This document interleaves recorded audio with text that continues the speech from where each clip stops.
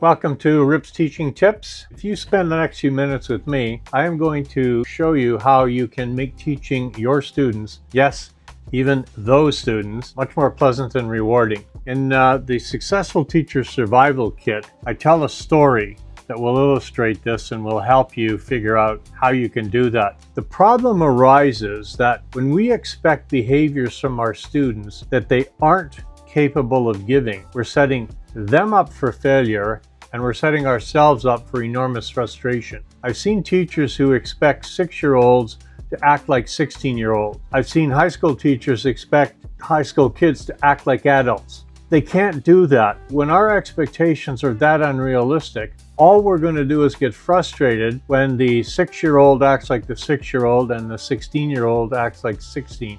A gardener doesn't take a rosebud and pry it open in the spring to make a beautiful rose because you can't rush certain processes. You have to remember when you're working with the kids in your classroom, they're not done yet. You have to be patient with their faults, with their flaws, with the way they are. You have to think about when I'm teaching grade 4 and I'm teaching 10-year-olds, what are the typical characteristics of a 10-year-old? What are they going to be like? If I expect them to act like they're 14 or 15, I'm going to be upset, frustrated, and disappointed every day, and they're not going to be able to live up to my expectations because my expectations are not realistic. This fundamental truth about teaching escapes some teachers. I want to tell you a story from the Successful Teacher Survival Kit that really points this out.